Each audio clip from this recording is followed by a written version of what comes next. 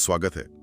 आज हम एक ऐसे निवेश की बात करने वाले हैं जिसमें आप कह सकते हैं न बाजार के उतार चढ़ाव का डर है और ना ही किसी घोटाले का खतरा। बिल्कुल, क्योंकि ये निवेश सोने, जमीन या स्टॉक मार्केट में नहीं है। ये निवेश है उस एक इंसान में जो हमारे साथ 24 घंटे रहता है, यानी कि खुद में। और ये एक ऐसा निवेश है जिसका रिटर्न मतलब हमेशा चक्रवृद्धि ब्याज के साथ मिलता है। हाँ, और आज हम इसी पर गहराई से बात करेंगे।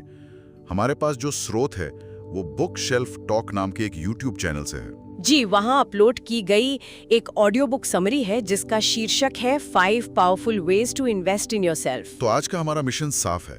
हम खुद में निवेश करने के उन 5 शक्तिशाली तरीकों को समझेंगे जो किसी भी व्यक्ति की वैल्यू को, जैसा कि स्रोत दावा करता है, 10 गुना तक बढ़ा सकते हैं। और इसमें जो चौथा और पांचवा तरीका है ना, वो बहुत ही दिलचस्प है। अक्सर लोग उस पर ध्यान नहीं देते। बिल्कुल, और तीसरा तरीका तो ऐसा है जिसने समरी के कथावाचक के अनुसार उनकी जिंदगी ही बदल दी। तो फिर शुरू करें, देखते हैं इसमें क्या खास है। चलिए पहले तरीके से शुरू करते हैं। सीखने में निवेश। स्रोत की एक बहुत ही मजबूत लाइन है, आप जितना अधिक सीखते हैं उतना ही अधिक कमाते हैं। अब ये सुनने में तो अच्छा लगता है, पर क्या इसका मतलब है कि हमें वापस कॉलेज जाना चाहिए, कोई नई डिग्री लेनी चाहिए? नहीं, ये एक बहुत ही आम गलतफहमी है। यहाँ बात किताबी ज्ञान या सिर्फ डिग्रियों की नहीं हो रही है। तो फिर किस चीज की हो रही है? ये असली सीखने के बारे में है। मतलब वो ज्ञान जो आपकी हर दिन सोचने की क्षमता, निर्णय लेने की शक्ति और हाँ, कमाई की क्षमता को भी सच में बढ़ाता है। अच्छा। कई लोग अपनी तरक्की में इसलिए रुक जाते हैं क्योंकि वे जिस भी क्षेत्र में काम करते हैं उसमें रोज कुछ नया सीखते ही नहीं हैं। बस वही पुराना काम उसी पुराने तरीके से दोहराते रहते हैं। सही बात है। इसी को समझाने के लिए समरी में एक लड़की की कहानी है। वो रोज यूट्यूब पर मोटिवेशनल वीडियो देखता था, पर जिंदगी में कोई बदलाव नहीं आ रहा था।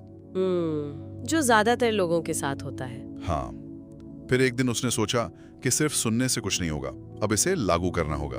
उसने रॉबिन शर्मा की किताब who will cry when you die से टाइम ब्लॉकिंग का एक बहुत ही सरल सिद्धांत सीखा। टाइम ब्लॉकिंग मतलब अपने दिन के हर घंटे को पहले से ही किसी काम के लिए तय कर देना। बिल्कुल। नतीजा ये हुआ कि सिर्फ एक विचार को लागू करके वो 15 दिनों के अंदर ही दिन के 2 काम निपटाने की जगह 6 काम करने लगा। अरे वाह! और वो भी बिना किसी एक्स्ट्रा तनाव के। ये दिखाता है कि एक छोटा सा सीखा हुआ विचार भी कितना बड़ा बदलाव ला सकता है। और सीखने का गहरा मतलब ही यही है।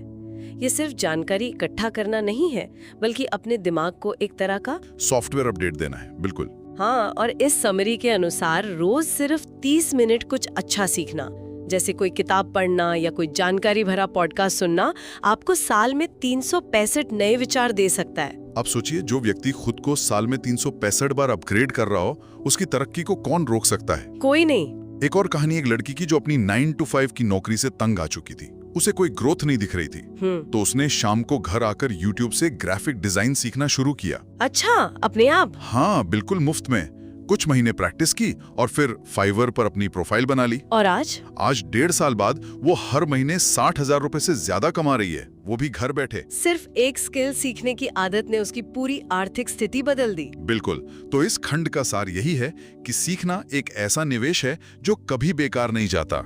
ये आपको अपने जीवन पर नियंत्रण देता है। क्योंकि बेहतर सीखने से बेहतर सोच आती है, बेहतर सोच से बेहतर चुनाव होते हैं, और बेहतर चुनाव ही तो एक बेहतर जीवन बनाते हैं। और शायद सबसे पहला और जरूरी चुनाव अपनी सेहत को लेकर ही होता है, क्योंकि अगर शरीर ही साथ न दे तो कोई भी ज्ञान या हुनर किसी काम का नहीं रह जाता। यहीं से हमारा दूसरा पॉइंट शुरू होता है, अपने स्वास्थ्य में निवेश। स्रोत कहता है स्वास्थ्य ही धन की नींव है। और ये एक ऐसी नींव है जिसे हम अक्सर ये सोचकर नजरअंदाज कर देते हैं कि अरे अभी तो मैं ठीक हूँ। हाँ, लोग कहते हैं कि वे बहुत व्यस्त हैं, उनके पास एक्सरसाइज का समय नहीं है। पर वे ये नहीं सोचते कि उस क्रेडिट कार्ड की तरह है जिसका बिल बाद में बहुत ज्यादा ब्याज के साथ आता है। आज स्वास्थ्य में निवेश नहीं किया तो कल डॉक्टरों में निवेश करना पड़ेगा, और उस निवेश का कोई रिटर्न नहीं मिलता, सिर्फ पछतावा होता है। बिल्कुल। इस समरी में स्वास्थ्य के 3 मजबूत स्तंभों की बात की गई है। रोज 30 मिनट का वर्कआउट, अच्छी नींद और साफ सुथरा भोजन। और लेखक का कहना है कि ये 3 चीजें किसी को भी अनस्टॉपेबल मतलब अजेय बना सकती हैं। लेकिन समस्या ये है कि लोग स्वास्थ्य को प्राथमिकता तब देते हैं जब शरीर चेतावनी देने लगता है। हाँ, जैसे लगातार थकावट होना, वजन बढ़ना या तनाव। लेकिन जब तक ये लक्षण साफ दिखते हैं तब तक अंदरूनी नुकसान शुरू हो चुका होता है। लेखक ने दो लोगों की बहुत अच्छी तुलना की है। एक व्यक्ति जो सुबह उठते ही फोन चलाने लगता है, नाश्ता छोड़ देता है और दिन भर चाय या कॉफी पर निर्भर रहता है। आजकल बहुत आम है ये। और दूसरा व्यक्ति जो रोज सुबह सिर्फ 30 मिनट टहलता है, पर्याप्त पानी पीता है और रात में 7 घंटे की गहरी नींद लेता है। सोचकर ही फर्क महसूस हो रहा है। सोचिए, सिर्फ 3 महीनों में इन दोनों की ऊर्जा, उत्पादकता और मानसिक स्थिति में कितना बड़ा अंतर आ जाएगा। जमीन आसमान का। स्वास्थ्य के इन 3 स्तंभों को थोड़ा और खोलकर समझना जरूरी है। पहला है मूवमेंट। मतलब जिम जाना? जरूरी नहीं, योग, डांस, साइकिलिंग या सिर्फ तेज चलना भी काफी है। मकसद है शरीर को हिलने डुलने का मौका देना। अच्छा। और दूसरा है न्यूट्रिशन।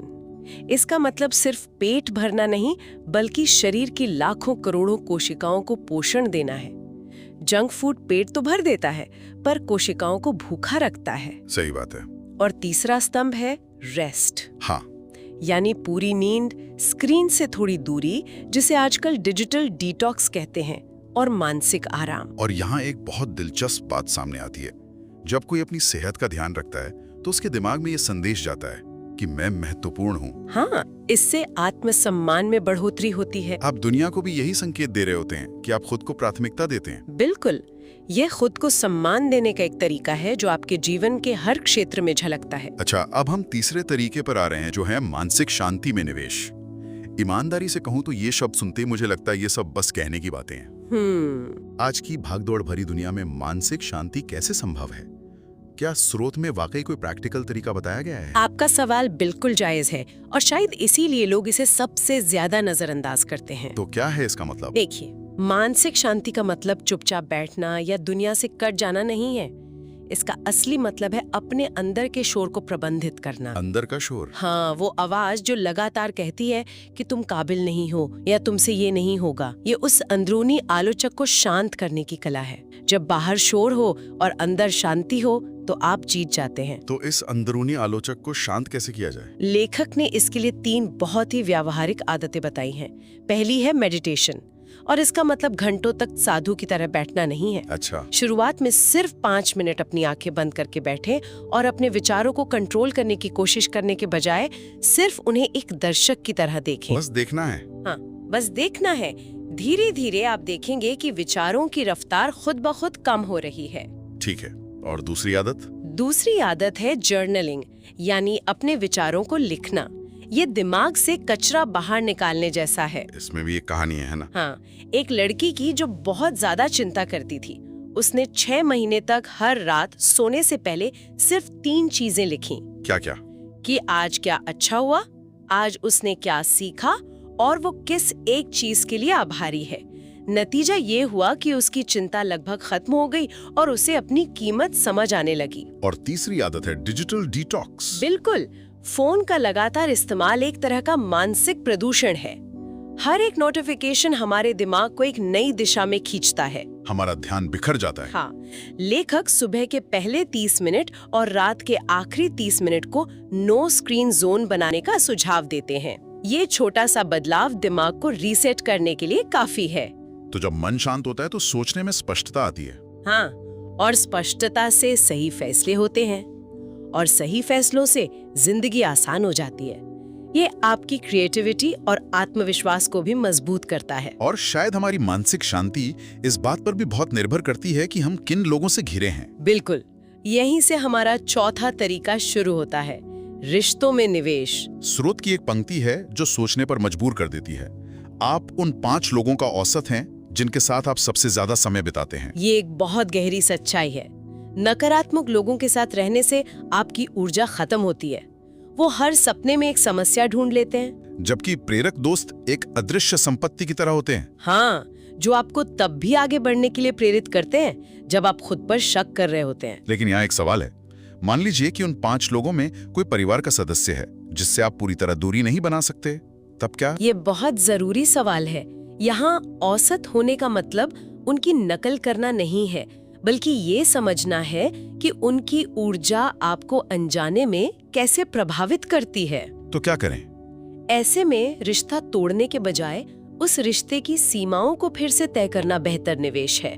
मतलब आप उनसे मिलें, लेकिन उनकी नकारात्मकता को अपने ऊपर हावी ना होने दें। ये मुश्किल है पर जरूरी है। बिल्कुल। समरी में एक लड़के की कहानी है जो अपना स्टार्टअप शुरू करना चाहता था।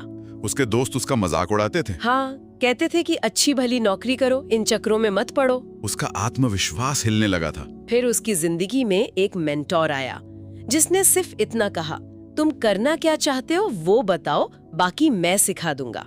बस एक वाक्य। और उस एक वाक्य ने उस लड़के को वो हिम्मत दी जिसकी उसे जरूरत थी। आज वो एक सफल बिजनेस चला रहा है। ये है एक अच्छे सकारात्मक रिश्ते की ताकत। हाँ, एक अच्छा रिश्ता आपको जमीन से जोड़े रखता है और ऐसे लोग ही आपको ऊंचाइयों पर स्थिर रहने में मदद करते हैं। देखा कि एक छोटा सा अभ्यास करने का सुझाव देते हैं। हाँ, वो 5 लोगों वाला। कि अपने उन 5 सबसे करीबी लोगों के बारे में सोचें और खुद से ईमानदारी से पूछें, क्या ये लोग मेरी तरक्की चाहते हैं?